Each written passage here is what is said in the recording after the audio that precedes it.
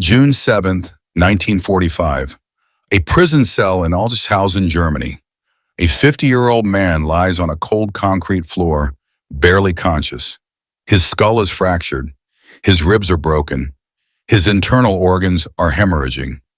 Over the past 3 nights, Polish guards have dragged him from this cell and beaten him in the corridor with clubs, fists, and boots.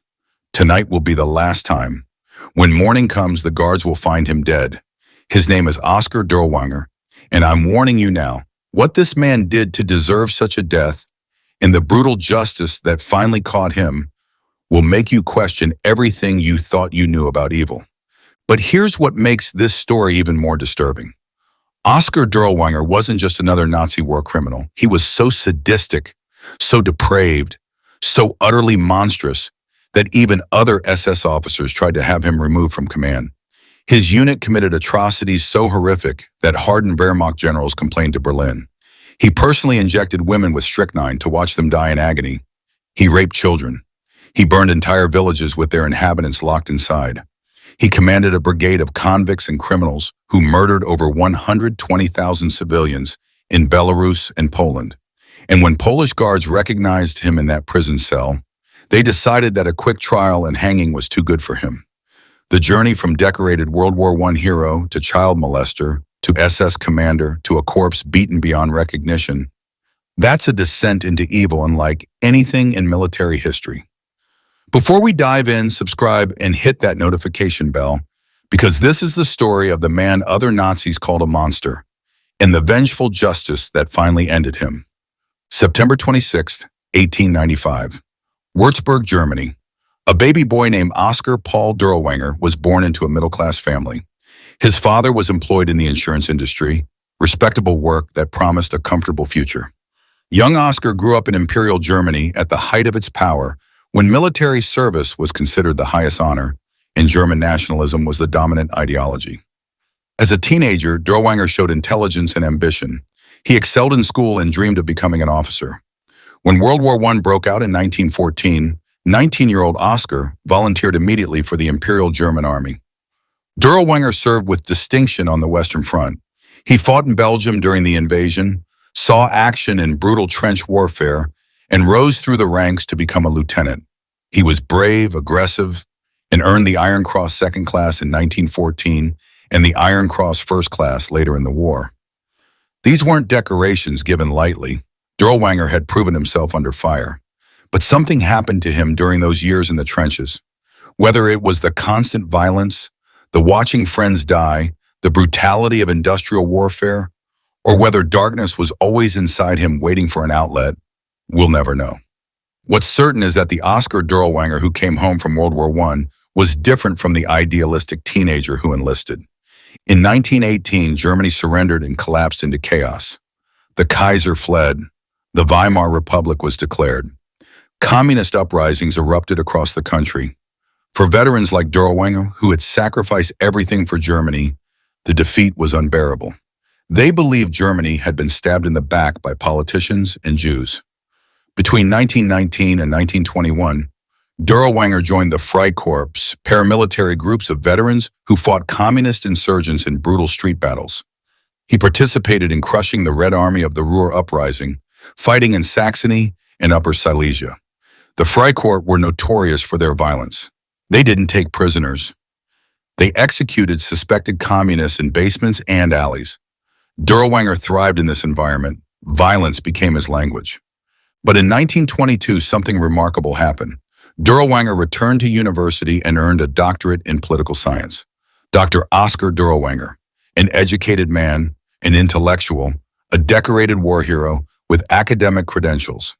In 1923, he joined the Nazi Party, one of the early members drawn to Hitler's promise to restore German greatness. For a few years, it seemed like Dirlewanger might become a respectable citizen. Then in 1934, everything fell apart.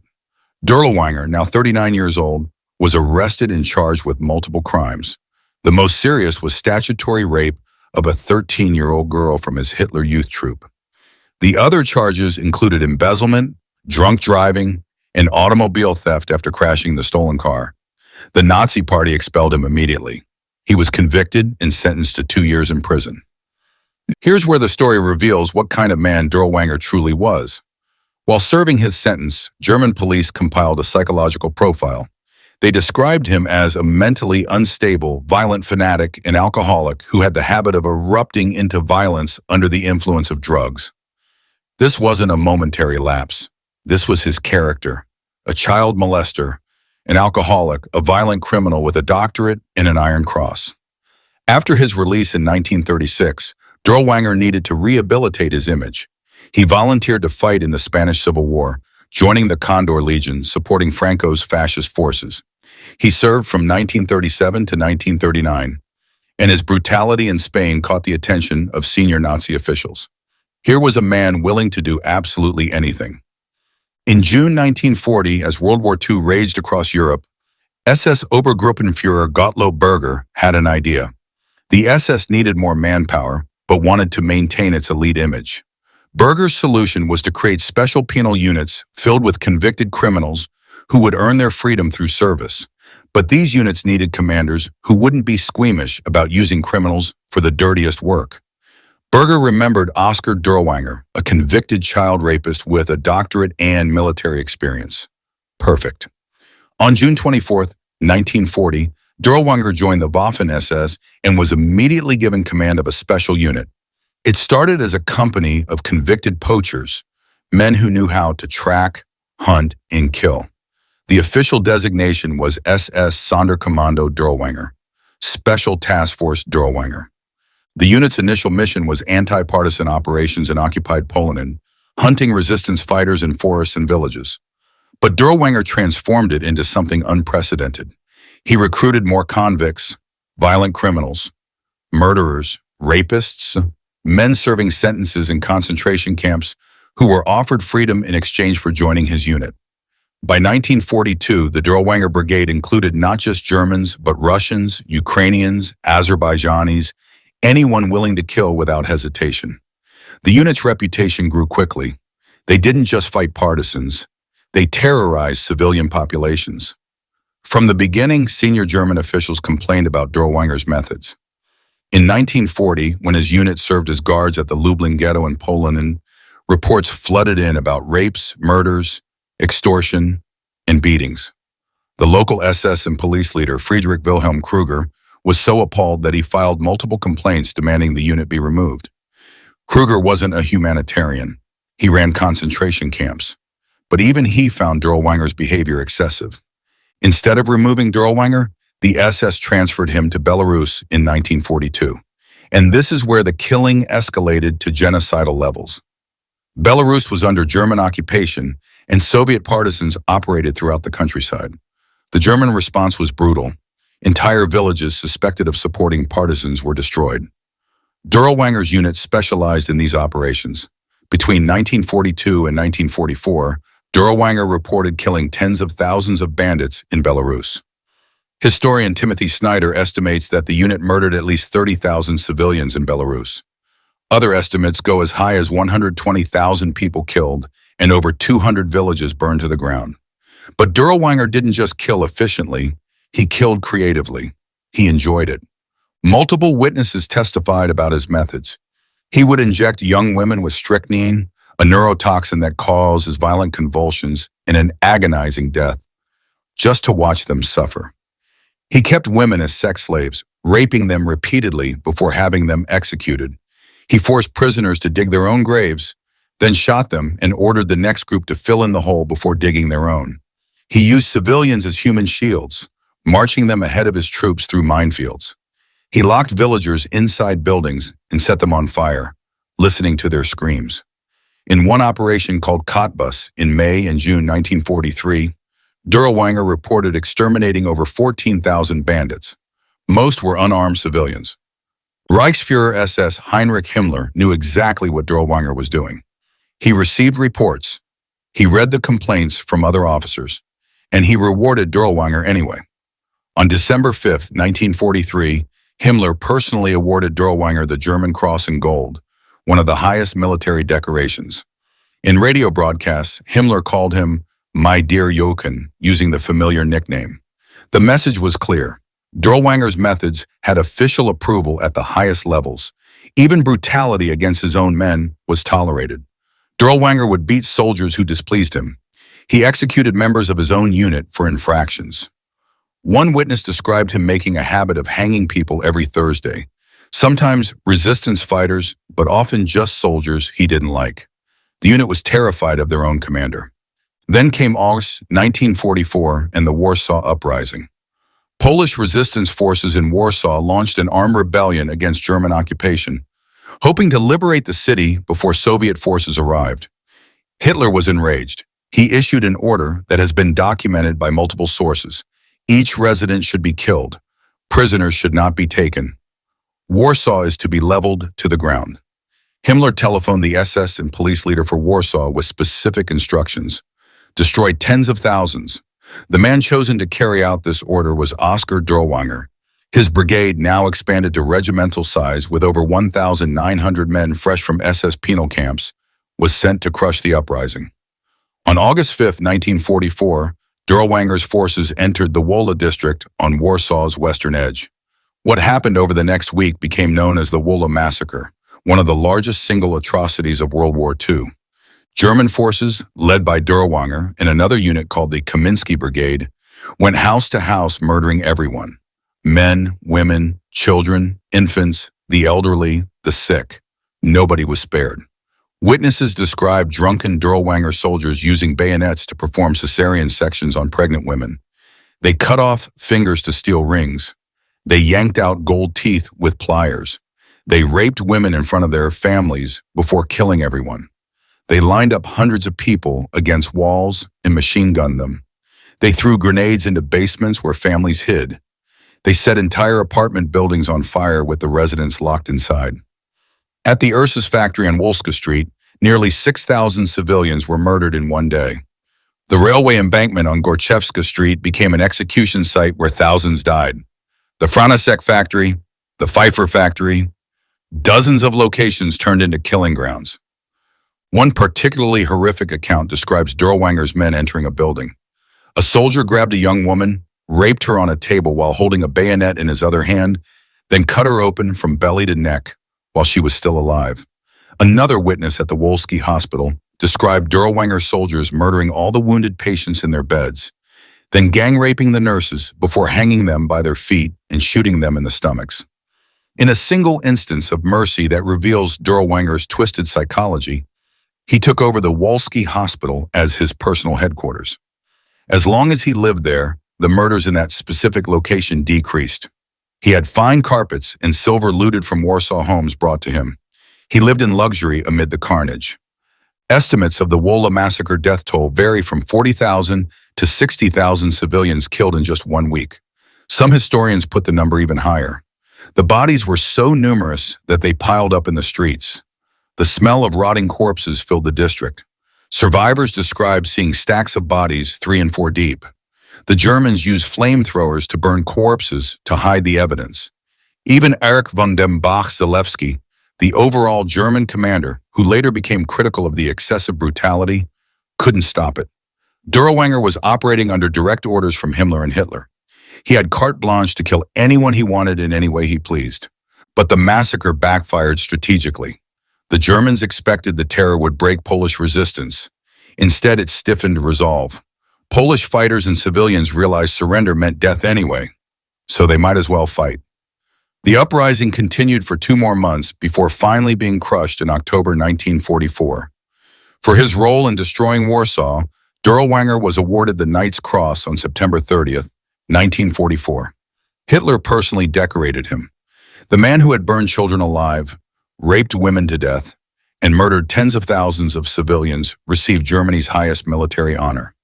In October 1944, Dirlewanger's unit was sent to Slovakia to crush another uprising, where they committed similar atrocities.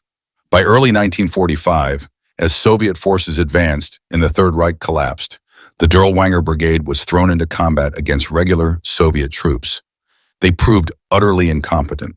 These men could murder defenseless civilians, but they couldn't fight soldiers. The unit suffered massive casualties. In March 1945, Dirlewanger was wounded during fighting and evacuated to a field hospital. He recovered and made his way to Berlin as Soviet forces encircled the city. But by late April, Berlin was doomed. Hitler committed suicide on April 30th. Germany surrendered on May 8th, 1945. Dirlewanger fled south with remnants of his unit. Most of them were captured by Soviet forces, and we can only imagine what happened to them. But Dirlewanger escaped west into the French occupation zone. He disguised himself in civilian clothes, used a false name, and took refuge in a remote hunting lodge near the town of Altshausen in Upper Swabia. On June 1st, 1945, French occupation authorities arrested a man hiding under a false identity. According to multiple accounts, he was recognized by a former concentration camp inmate, possibly Jewish, who identified him as SS Oberfuhrer Oskar Dirlewanger. The French brought him to a detention center at Altshausen. He was placed in a cell with another prisoner, Luftwaffe Lieutenant Anton Fusinger. The official French death certificate would later claim Dirlewanger died of natural causes, specifically heart failure, on June 7, 1945. That was a lie. Here's what really happened, pieced together from witness testimony, German investigations, and archival documents discovered in the 1990s. Dirlewanger's cellmate Anton Fusinger testified years later about those final days. On the night of June 4th to 5th, guards came to the cell and took Dirlewanger for interrogation. He was dragged into the corridor. Fusinger heard the sounds, fists hitting flesh, clubs striking bone, Dirlewanger groaning in pain. When they brought him back to the cell, his face was swollen and bloodied. His ribs were broken. He could barely breathe. The next night, June 5th to 6th, they came again. This time the beating was more severe. Dirlewanger was taken out and systematically beaten by multiple guards. The brutality was calculated. They weren't trying to extract information. They were executing him slowly. When he was returned to the cell, he was barely conscious. Fusinger described his cellmate as gravely beaten, with visible fractures and internal injuries. But who were these guards? German and Polish investigations have tried to answer this question for decades. The most consistent testimony identifies them as Polish guards serving in French uniform, possibly the 29th Polish Infantry Group. Some sources suggest they were former forced laborers liberated from German camps who had been recruited as guards. Others claim they were former concentration camp prisoners who recognized Dirlewanger and took revenge. One theory is that they were Polish soldiers who had survived the Warsaw Uprising and knew exactly what Dirlewanger had done to their city. What's certain is that these men beat Oskar Dirlewanger to death over 3 nights. The final beating occurred on the night of June 6th to 7th. This time they didn't hold back. They beat him with clubs until his skull fractured. They kicked him in the ribs until they broke. They stomped on his torso until his spleen ruptured and his internal organs hemorrhaged.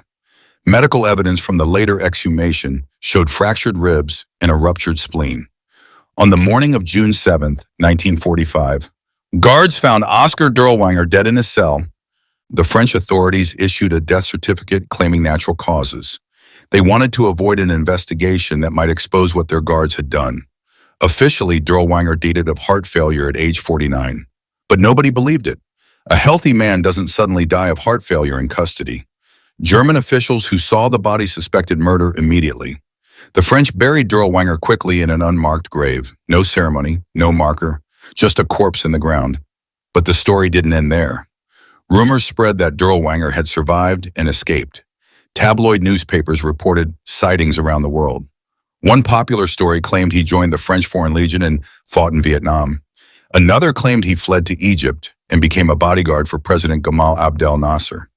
Some conspiracy theorists claimed he converted to Islam and lived under a new identity. These rumors persisted for 15 years. In 1960, growing pressure forced German authorities to investigate. The mayor of Altshausen requested an exhumation to prove Dirlewanger was dead and stop the rumors. In 1960, investigators exhumed the grave. They found Dirlewanger's remains and confirmed his identity. The forensic examination revealed exactly how he died. Brutal torture by Polish guards, the German report stated. Fractured skull, broken ribs, ruptured spleen, death by beating. The exhumation proved the French death certificate was false. But by then, nobody cared. The Polish guards were never identified. No charges were ever filed. The French occupation authorities had returned home. The case was closed. Oskar Dirlewanger was reburied in an unmarked grave and forgotten by everyone except historians. So what do we make of Dirlewanger's death? Was it justice or murder? The answer is complicated. Legally, it was murder. Dirlewanger was a prisoner in custody awaiting trial. Beating him to death violated international law, violated the Geneva Conventions, and violated basic human rights. The guards who killed him were criminals who committed extrajudicial execution. But morally, Dirlewanger had murdered over 120,000 civilians personally or under his command. He had raped children. He had burned families alive. He had injected women with poison to watch them die in agony. He had committed atrocities so extreme that even Nazis complained. If anyone deserved a painful death, it was Oskar Dirlewanger. The Polish guards who beat him to death had probably survived German occupation. Maybe they had family members killed in Warsaw. Maybe they had been prisoners in camps Dirlewanger guarded. Maybe they simply knew what he had done and decided he didn't deserve a trial. Here's what makes Dirlewanger's story so disturbing. He wasn't insane. He wasn't a raving madman. He was intelligent, educated, calculating. He earned a doctorate. He studied political science. He understood tactics and strategy, and he chose evil. Every atrocity was deliberate. Every murder was a choice. He could have been a respectable officer. Instead, he became what historians call the most extreme executioner in Nazi Germany. Even among Nazis, Dirlewanger stood out for cruelty. That's what makes him terrifying. Not that he was a monster, but that he was human. A human who deliberately embraced sadism and violence as his purpose. The man historians describe as a psychopathic killer and child molester, an expert in extermination and a devotee of sadism and necrophilia. The most evil man in the SS. That man died on a prison floor after 3 nights of beatings, alone except for a frightened cellmate who watched him suffer. He was 50 years old. He had survived 2 world wars and decades of violence. He had escaped justice repeatedly through connections and luck. Then Polish guards recognized him in a French prison and decided to deliver justice themselves. Did he deserve it? Absolutely. Was it legal? No. Does that make it wrong? That's the question that haunts this story. If we believe in rule of law, then Dirlewanger deserved a trial. He deserved to face his victims in court. He deserved to hear testimony about his crimes. He deserved a verdict and a sentence carried out according to legal procedures. He didn't get any of that. Instead, he got 3 nights of beatings and a fractured skull. In a way, he got what he gave. He had beaten countless people to death. He had watched victims suffer. Now he experienced the same thing. There's a brutal symmetry to it. But if we celebrate his extrajudicial execution, what standard are we setting? If killing war criminals in custody is acceptable when the crimes are bad enough, then the rule of law means nothing. We become what we're fighting against. Yet I can't bring myself to condemn those Polish guards. They saw the man who burned Warsaw. They saw the commander who murdered 60,000 civilians in 1 week. They saw the child rapist and sadist who had terrorized Europe for 5 years, and they beat him to death. Was it justice? Was it revenge? Was it both? History doesn't provide easy answers. What history does tell us is that Oskar Dirlewanger was one of the worst human beings who ever lived. His unit committed atrocities that shocked even hardened Nazis. His personal crimes included child rape, mass murder, torture, and sadism on a scale that defies comprehension. He was protected by Hitler and Himmler because they needed men willing to do the absolute worst. And he did it eagerly, enthusiastically, joyfully. Then on June 7, 1945, he died with a fractured skull and broken ribs in a French prison cell. His body was thrown into an unmarked grave. No trial, no execution, just a brutal beating that ended a brutal life. The survivors of Warsaw, the survivors of the Belarusian villages, the survivors of his countless atrocities, they never got to see him in court. They never got to hear him answer for his crimes. But they got confirmation that he was dead, beaten to death by men who recognized him and delivered rough justice. 30 years later, in 1975, West German prosecutors finally opened an investigation into Dirlewanger's crimes. By then, most witnesses were dead. Most perpetrators had disappeared. The investigation went nowhere. If Dirlewanger had lived to face trial at Nuremberg, he would have been hanged with the other major war criminals. Instead, he died in an unmarked prison cell, beaten beyond recognition by guards whose names we'll never know. What other stories from history's darkest chapters should we uncover? How many war criminals escaped justice by dying before trial? Let us know in the comments. And subscribe because these stories matter. We remember Dirlewanger's victims, the 120,000 people murdered in Belarus, the 60,000 killed in Warsaw, the countless women raped and tortured, the children murdered. They deserve to be remembered. Dirlewanger deserves to be remembered too, not with honor, but as a warning. Evil doesn't always look like evil. Sometimes it has a doctorate and an iron cross. Sometimes it's intelligent and educated. Sometimes it wears a uniform and receives medals. And sometimes justice comes not from courtrooms, but from angry men with clubs in a prison quarter. Whether that makes us better or worse than the monsters we judge, history will have to decide.